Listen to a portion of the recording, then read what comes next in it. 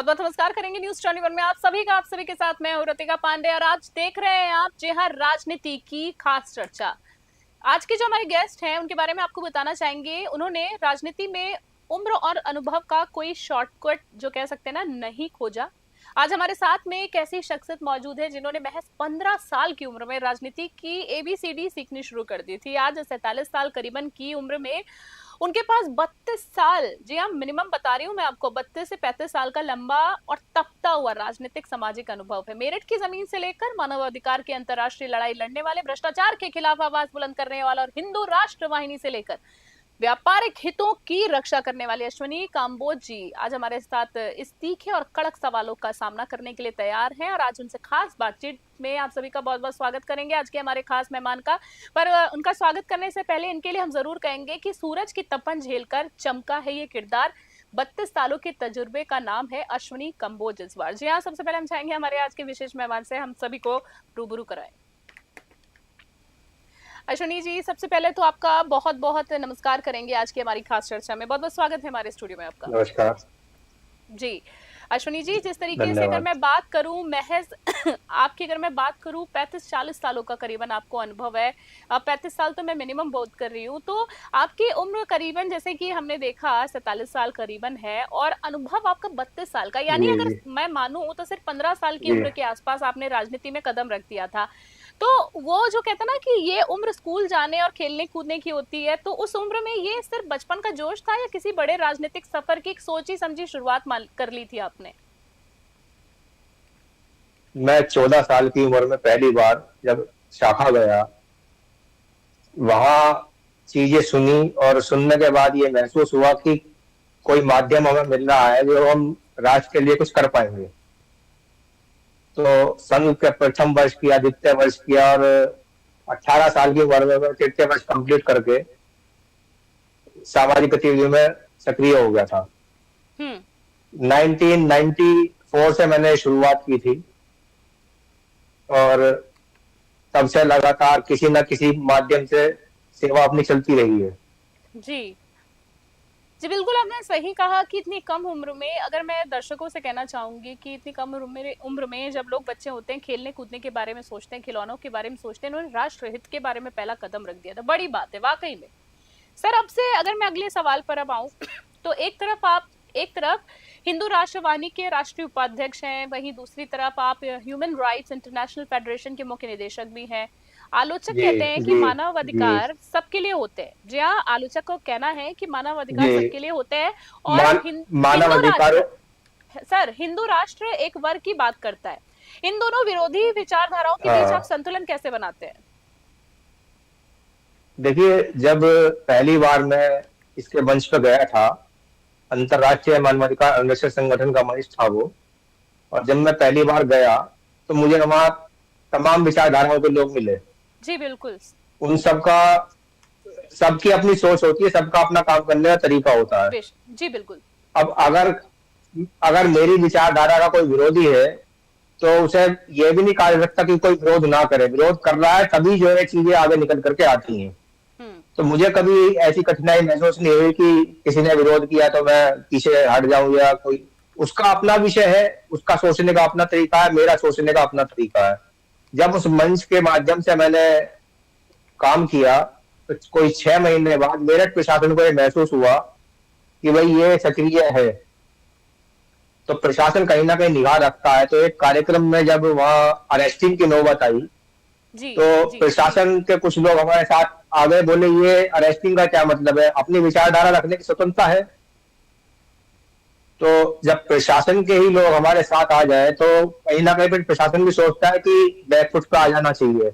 और वो चीज जब आप लोगों के माध्यम से अखबारों में छपी और चैनल वालों ने उसे कवर किया कि इतनी कम उम्र के 3 लड़के इस काम को कर रहे थे, उन्हें रोकने की कोशिश हुई, तो वहां से फिर राजनीतिक मंच की तरफ भी हम बढ़े। युवा मोर्चा में मंडल मंत्री पटेल नगर मंडल मेरी पहली शुरुआत हुई और सन 2012 जब हरिकांत जी पहली बार हमारे यहाँ मेयर मांगा उन्होंने, उनके सामने मैं भी दावेदार था और 30 दावेदार उस समय हम थे।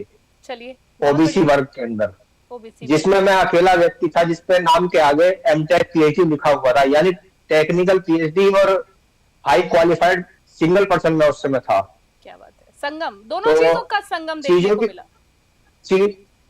चीजों की शुरुआत कहीं ना कहीं से करनी पड़ती है। अगर विरोध पे हम बैठ जाए कि विरोध हो रहा है तो फिर हम कुछ कर नहीं पाएंगे। सही विरोध तो कहा आदमी आपने, करेगा, सही बात है कि और आपने इन चीजों विरोध से किया है ऊपर तो उठकर, इन चीजों से ऊपर उठ के कहीं ना कहीं बात विचार, करी है, विचारधारा को तोड़ा है। बिल्कुल बिल्कुल, आप एक एंटी करप्शन सामाजिक फाउंडेशन, मंच, सामाजिक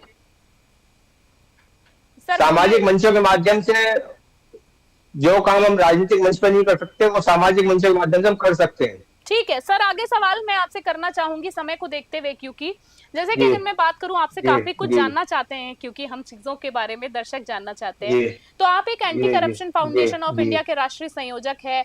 तो देश में भ्रष्टाचार कह जी सकते हैं ना जी सर, कि आपने तो बहुत जमीनी स्तर पर देखा होगा कि दीमक की तरह फैल रहा है, कुछ ही लोग हैं आप जैसे ईमानदार। बिल्कुल तो बिल्कुल। मैं आपसे जानना चाह रही थी कि ईमानदारी से आप भी बताइएगा कि आपके जैसे बड़े संगठनों के पास इस सिस्टम को बदलने के लिए क्या कोई ठोस जमीनी फॉर्मूला है, या सिर्फ एक कह सकते हैं ना कि लेटर हेड और भारी भरकम पदों तक ही ये बात सीमित रह जाती है?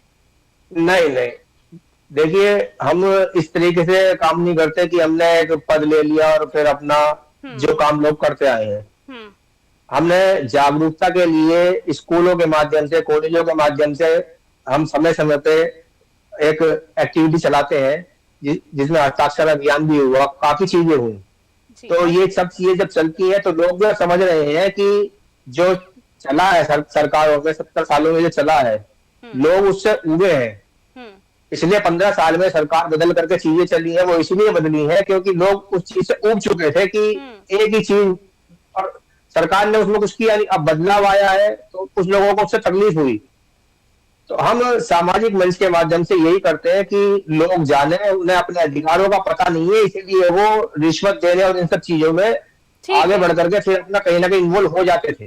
जी जी जी, वो चीज बिल्कुल। हमने तोड़ने का प्रयास किया है कि ये चीज नहीं होनी चाहिए कि आदमी उस लाइन पर लग जाए, लाइन पे ना लग करके विकल्प तलाशे और उस विकल्प पर काम करें। बहुत बेहतरीन, बहुत बेहतरीन। आपने कम शब्दों में जिस तरीके से मेरी बातों के जवाब दिए, हमारे दर्शक जो सुनना चाहते हैं, जानना चाहते हैं आपके बारे में और ज्यादा, ऐसे तो आप अखबार की सुर्खियों में बने ही रहते हैं और ये आपकी मेहनत है। चलिए सर, आगे जी जैसे मैं बात करूं कि ट्रस्ट और एनजीओ की थोड़ी सी बात कर लेते हैं, समाज सेवा, टैक्स, जी साका जी खेलों की अगर मैं बात जी करूं, तो आप एक समर्पण सेवा ट्रस्ट, ग्लोबल इंटीग्रेट अलायंस और उद्यम ब्रिगेड जी जैसे कई जी जी संस्थानों के जी मुखिया भी हैं।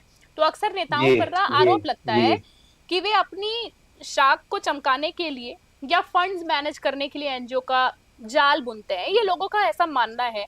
तो आपकी इन संस्थाओं ने, अगर मैं आपकी बात करूं तो इन संस्थाओं ने जमीन पर ऐसा क्या बड़ा कदम किया है जो हम कह सकते हैं ना साफ तौर पर इन आरोपों को गलत साबित कर दे? थोड़ा सा बताइए एनजीओ के बारे में। देखिए देखिए, सब समर्पण जो है इसके अंदर हम दो चीजें करते हैं। एक तो ऐसे बच्चों की शिक्षा जो पैसे की तंगी की वजह से पढ़ नहीं पाते, हम्म, उन्हें पढ़ाने का काम समर्पण सेवा ट्रस्ट करता है। बहुत ही बेहतरीन पहल। और ऐसे ऐसे ऐसे परिवार जो आपके पैसे की तंगी है, उन्हें अगर अपने बच्चों की शादी करनी है तो वो ये देखते हैं कि हम कैसे मैनेज करेंगे। तो हमने जिम्मा उठाया हुआ है, हम ऐसे गरीब बच्चों की शादी भी करते हैं।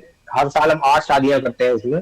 बहुत और अच्छी बात है। जो एक परिवार को जुटाने के लिए आवश्यक चीजें चाहिए होती है वो सब उसमें दी जाती हैं। बहुत ही खूबसूरत पहल, बहुत और बहुत अच्छी पहल। जी, और ग्लोबल के अंदर हम जो करते हैं वो हमारा ह्यूमन राइट्स को लेकर के मेन काम है।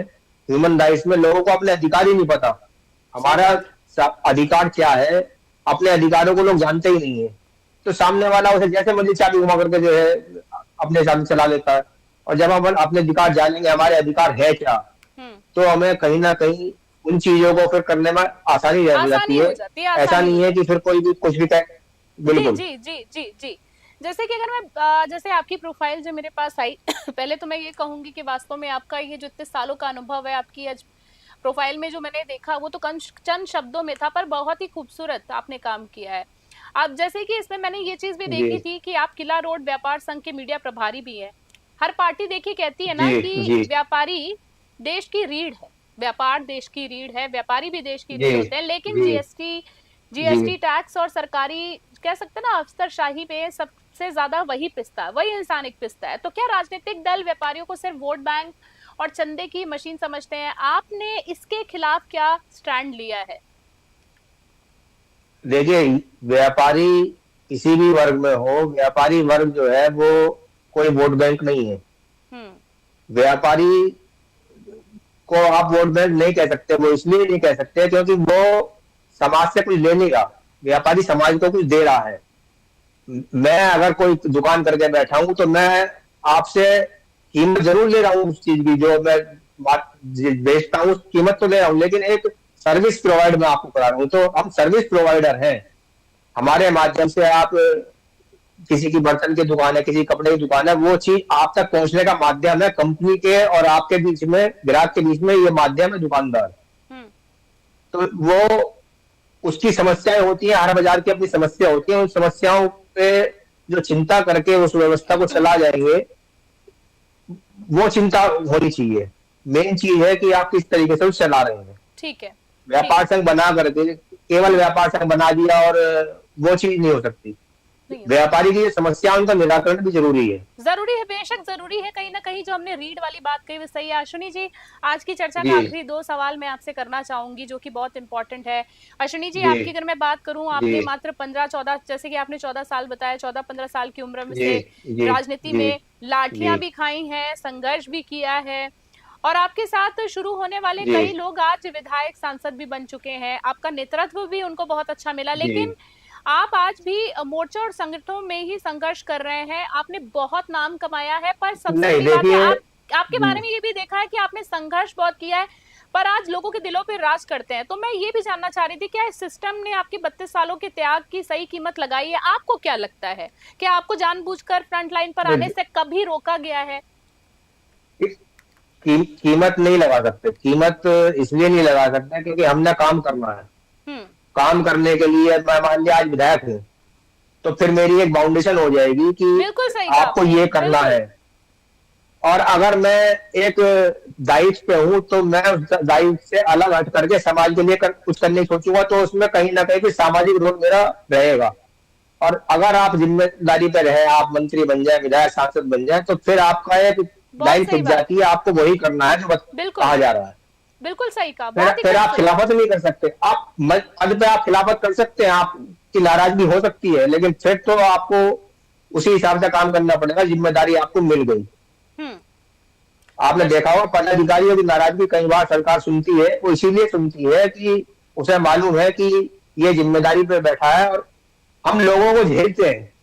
सही बात है। झेलने मीन्स वो अपनी नाराजगी, आप मंत्री तक नहीं जा सकता, वो हमसे कह करके अपनी नाराजगी व्यक्त कर रहा है।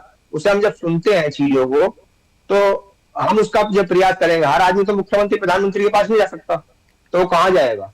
वो पदाधिकारी के जरिए अपनी बात पहुंचाने का प्रयास करेगा। सही कहा आपने।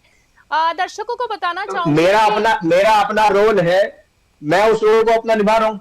बहुत ही जिम्मेदारी मिलती रही मैंने उसे पूरा किया। आपको जनता इसीलिए बहुत ज्यादा पसंद करती है। हमारे दर्शकों को बताना चाहूंगी कि अश्विनी जी के बारे में हम सभी जानते हैं, पर अश्विनी जी को बहुत सारे ऐसे मौके मिले थे जब ये किसी एक और ज्यादा ऊंचे, जिस पद पर आज है उससे ज्यादा ऊंचे पद पर बैठ सकते थे, पर इन्होंने रुकना नहीं, मतलब इन्होंने यही सोचा कि कभी रुकना नहीं है, चलते जाना है, सीखते जाना है और सिखाते जाना है, यही इनकी खासियत है। अश्विनी जी, आखिरी सवाल मैं आपसे जानना चाहूंगी कि लंबे अनुभव के बाद आपको बहुत ही बेहतरीन अनुभव है, अब आपका अगला मास्टर प्लान क्या है? आपने इतने संगठनों को सिखाया भी है, इतने संगठनों का ये बड़ा नेटवर्क सिर्फ समाज सेवा के लिए तो नहीं हो सकता। हम ये चाहते हैं, जैसे अभी पिछले दिनों प्रधानमंत्री जी ने अपील की थी जनता से, एक अपील प्रधानमंत्री जी के माध्यम से हुई कि आप सोना ना खरीदें, 1 साल तक विदेश यात्रा ना करें, इन्हें आप बचें। इसे दूसरे तरीके से लीजिए। हम जो चीज विदेशी मुद्रा है, विदेशी मुद्रा के उसमें कहीं ना कहीं हमारी जो मतलब सोच है, हम ये सोचते हैं कि हम ये काम करेंगे, तो ऐसा नहीं है। जो आज चल रहा है, पूरे वर्ल्ड में चल रहा है, उसके लिए हमें अपनी इकोनॉमी मजबूत करनी चाहिए, और उसके लिए कुछ चीजें हैं जो हमारा फंडिंग है, वो फंडिंग व्यापार के माध्यम से हमें बहुत सारी चीजें हैं, बहुत सारे प्लेटफॉर्म है। जनता को ये नहीं है कि मुझे नौकरी मिले, अगर हम रोजगार पैदा कर सकते हैं तो हमें करने चाहिए। रोजगार पैदा करके जब हम लोगों को जोड़ेंगे, अगर हम एक व्यापार लगा रहे हैं जिसमें 50 लोगों को रोजगार देंगे, तो वो ज्यादा बेहतर है, बजाय इसके कि 50 लोगों की नौकरी की हम बात करें। रोजगार पैदा करने वाले बनिए, नौकरी करने वाले मत बनिए। आ, पहले तो अश्विनी जी आपको मैं बहुत बहुत शुभकामनाएं देना चाहूंगी। वाकई में जिस तरीके से आपने हैरत अंगेज चीजों को इतनी कम उम्र में कर दिया, वास्तव में जितने दर्शक आज देख रहे होंगे आप उनके लिए कहीं ना कहीं मिसाल हैं, क्योंकि 14-15 साल की उम्र में बच्चे कुछ चीजों को समझते ही नहीं है। और स्पेशली अगर हम आज की जनरेशन की बात करें, इन्होंने देश हित में काम किया है। सर, हम आपकी लंबी आयु की कामना करते हैं और आपको बहुत बहुत शुभकामनाएं देना चाहते हैं। फिर किसी चर्चा में आपसे जल्दी मुलाकात होगी। अश्विनी कंबोज जी, आपका बहुत बहुत धन्यवाद देना चाहेंगे। तो देखिए, अश्विनी जी के लिए मैं ये जरूर कहना चाहूंगी, जिस तरीके से आज इनसे बातचीत हुई, इनकी डीप सोच आज एक कह सकते हैं ना कि इनकी चर्चा में देखने को मिली। कहेंगे इनके लिए कि नाप नहीं सकती है कोई तराजू इस शख्सियत के कद को।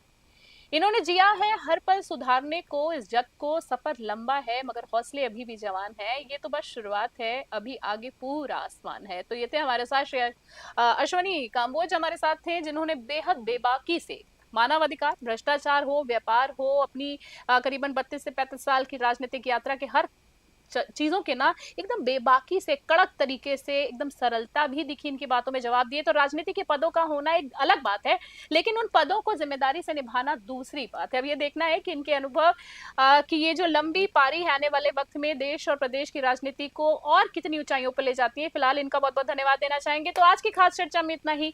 देश दुनिया की तमाम बड़ी अपडेट्स के लिए बने रहे न्यूज़ 21। अभी के लिए नमस्कार, जय हिंद, जय भारत।